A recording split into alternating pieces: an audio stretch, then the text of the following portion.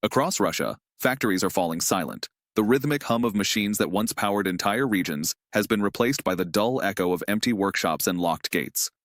Official statements call it temporary optimization, planned restructuring, seasonal adjustments. But behind these phrases lies something far more severe, a wave of shutdowns that experts quietly describe as the largest economic contraction since the collapse of the 1990s.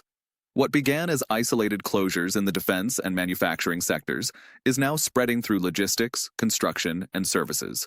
Millions of workers find themselves without pay, waiting for instructions that never come. The war that was supposed to secure stability has instead turned inward, consuming the very foundation of the domestic economy. According to our sources, the real unemployment figures are far higher than those reported publicly.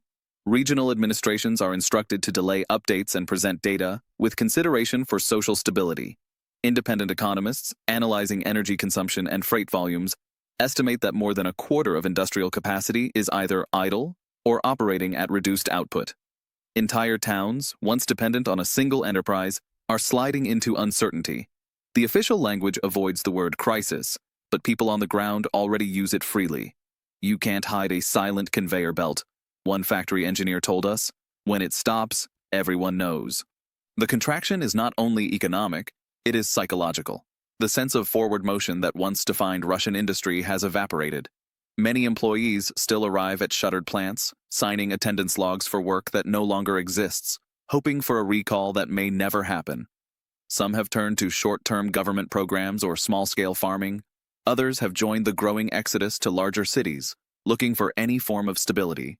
In several regions, local governors are pushing for emergency subsidies to avoid social unrest, but budget reserves are already stretched thin.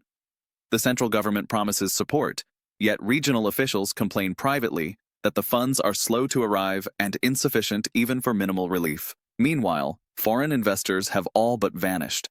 Those who remain operate in a climate of uncertainty, unsure whether new sanctions or logistical disruptions will render their projects unviable overnight. In the capital, financial analysts speak in hushed tones about the invisible recession, a downturn that exists everywhere but nowhere officially. There is no announcement, no headline, no acknowledgement, just the steady erosion of work, income, and confidence. What makes this moment so different, insiders say, is not the pace of decline, but its quietness.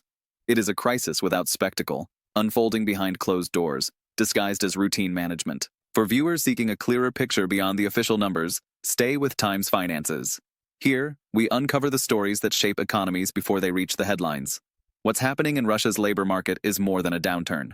It is a structural shift that could redefine the country's post-war identity.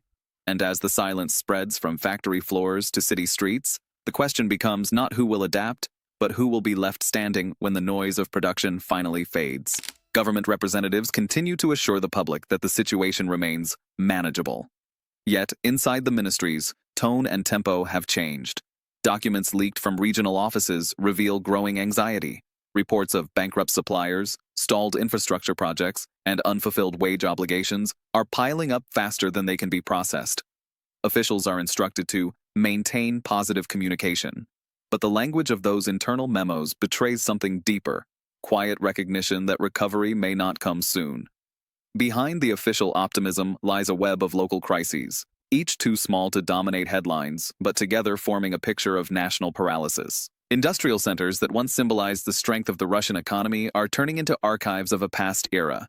The automotive hub in Togliatti, the chemical plants along the Volga, the machine factories of the Urals, all report production paused for modernization. In reality, many have no supplies or orders left to process. The interruption of foreign trade channels and the exhaustion of domestic demand have left entire branches of industry suspended in uncertainty. Engineers, managers, and factory owners describe the same feeling, a slow-motion freeze where decisions are delayed, shipments postponed, and payrolls reduced. It is not a collapse in the dramatic sense, rather a suffocation, quiet and gradual. For millions of workers, this new reality is a void. Employment offices are flooded with applications, yet there are few vacancies to offer. The informal labor market is expanding, but even there, competition is fierce. People accept any available task, from small repairs to seasonal harvesting, simply to survive. Some regions attempt to stimulate self-employment through state programs. Yet those initiatives rarely reach beyond paperwork. The result is a generation of specialists, welders, engineers, machinists, now idle, their skills depreciating with every passing week. When the machines stop, one supervisor confided, the people stop too. Financial analysts point to a more profound danger: the erosion of consumer confidence. As incomes fall and savings diminish, demand for goods and services declines further, deepening the downturn. Local businesses, dependent on industrial orders, are closing one by one. In some cities, main streets that once glowed with light are now lined with shuttered storefronts. The pattern is self-reinforcing. Unemployment breeds caution, caution breeds stagnation, and stagnation breeds despair. Economists warn that without decisive intervention, this cycle could persist for years, leaving a permanent scar on the country's economic landscape. Across the borders, observers are watching the unfolding freeze with growing attention. For Europe and Asia alike, Russia's labor crisis signals a deeper transformation, one where manpower and resources are no longer coordinated by demand, but by survival. The country's once formidable industrial network is shrinking into clusters of activity, each fighting to stay relevant in a shrinking market. The official narrative still speaks of resilience and adaptation, but even insiders acknowledge that the system is living on inertia. The real question, whispered in boardrooms and ministries alike, is how long that inertia can last before gravity takes over. The human cost of this economic standstill is becoming harder to conceal. Across provincial cities, the rhythm of life has slowed to a near standstill. Shops open late and close early, bus lines are reduced, markets grow quieter each week. Families that once relied on 2 or 3 incomes now live on one, or on none at all. Local media outlets try to highlight success stories, small workshops reopening, local entrepreneurs finding new opportunities. Yet even these reports sound forced, detached from the tone of the streets. According to insiders within regional administrations, emergency assistance funds are nearly depleted. Requests for federal support are being delayed, sometimes for months, as the central budget struggles to prioritize defense spending over civilian welfare. The message from Moscow is clear: wait, endure, adapt.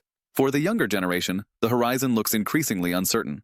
University graduates speak of a lost transition. The gap between education and employment that once lasted months now stretches into years. Skilled laborers, once in high demand, have become idle in towns where factories remain locked or dismantled.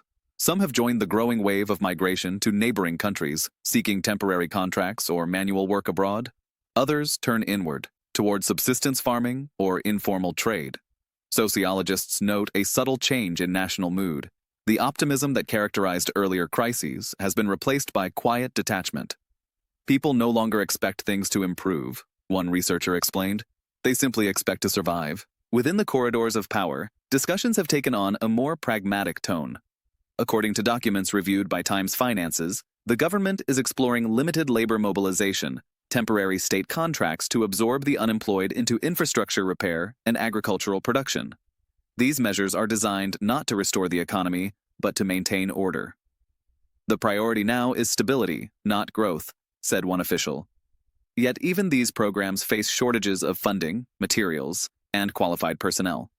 Local administrators have begun reallocating funds from education and cultural budgets to cover essential needs: fuel, utilities, public transport. The quiet reorganization of priorities reflects the scale of the crisis. When an economy contracts beyond its formal limits, the first currency to vanish is time. Outside Russia, the world watches cautiously. Investors note that each new indicator, declining industrial output, rising regional debt, shrinking tax revenues, points to the same conclusion. The slowdown is structural. Foreign banks have frozen credit lines, rating agencies have stopped publishing forecasts, and multinational firms that once maintained minimal operations are quietly withdrawing. Even allies are starting to reassess their exposure. It's not about sanctions anymore, one European economist told us. It's about viability. The perception that Russia can weather any storm is eroding, replaced by an understanding that every system, no matter how large, has its breaking point. Amid this uncertainty, it has never been more crucial to follow objective analysis. Stay connected with Times Finances, where we trace not only numbers, but the undercurrents beneath them. Behind each statistic lies a human reality, and behind that reality, the outlines of a future taking shape in silence. The story of Russia's labor crisis is not only about jobs lost, it is about a society redefining the meaning of work, value, and survival in the shadow of war. Economic strategists close to the Kremlin are said to be working around the clock, yet the scope of their challenge seems to grow by the day. The financial models built on pre-war assumptions no longer apply. Taxation systems designed for expanding industries now operate in an environment of contraction, and the fiscal balance between defense expenditure and civilian welfare has tilted beyond correction. In private conversations, several officials admit that they are merely buying time, patching gaps in the state budget with emergency transfers and short-term borrowing. Regional debts are climbing quietly, often concealed under new accounting labels to avoid alarming the markets. What once looked like a calculated adjustment has evolved into a chronic imbalance that no longer responds to policy, but to endurance. The banking sector, long regarded as a stabilizing force, is now showing signs of strain. Non-performing loans are rising, particularly in manufacturing and small business portfolios. To the public, this is presented as a temporary fluctuation, but financial insiders whisper that defaults are spreading faster than regulators can mask them.